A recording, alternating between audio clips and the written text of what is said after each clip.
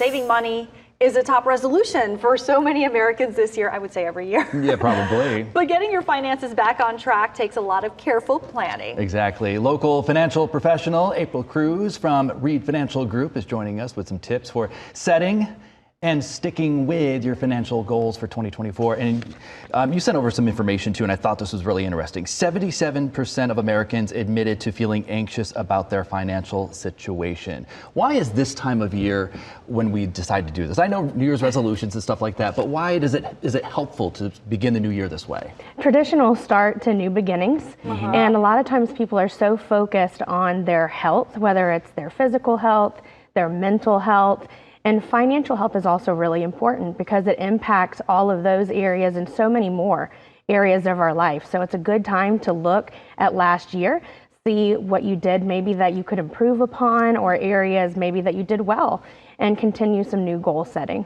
Okay, so when we're talking about goals, what are some good goals that you recommend, and how do you develop these goals?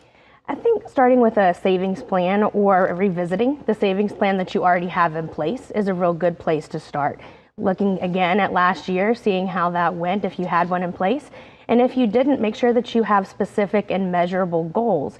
Things like a certain percentage or dollar amount to contribute to your company plan, to your HSA, to emergency savings, making sure that those goals are specific. Another that I would say is making sure that you don't let borrowing money get out of control. Yeah. Right now, that's not something that's getting any less expensive. So making sure that you don't let that get out of control. If you do already have debt that you need to have a plan for, making sure that you have a specific plan in place, whether it's an avalanche method, a snowball method, so many methods available for making sure. What that means. That's okay, we can work on that. Well, that's a lot of people don't. Well, that's the thing. You're saying that 15% of Americans admit that they lack financial knowledge, and it's cost them more than $10,000. I mean, that's a lot of money. So, I mean, do we start small? Is that what we do? Starting small is exactly it. And financial literacy is a great goal for the new year as well.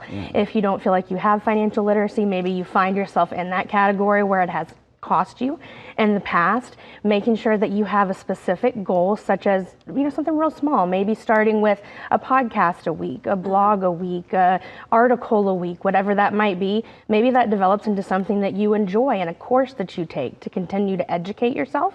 But starting small and expanding from there is good. And can you recommend any specific journals or informational material that we should turn to?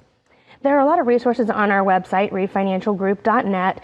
There are also a lot of planners, personal planners that you can purchase.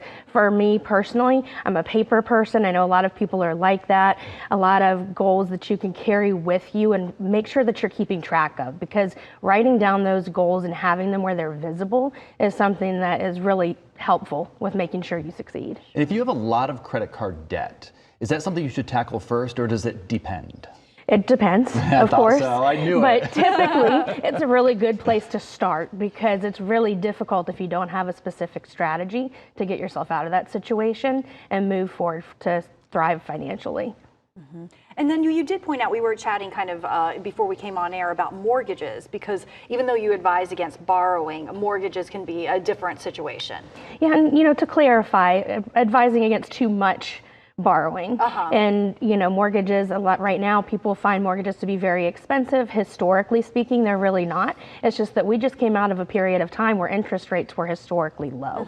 So I like to look at it as marrying the house and not the mortgage. There's an in-depth analysis to do for every situation to see if it's a good time to mortgage or not, and making sure that you realize you do have the opportunity to refinance down the road if necessary, and if rates do come back down more. And I always like to say, just because you qualify for a certain amount doesn't mean you have to purchase at that amount. Exactly. Right. You got that exactly right.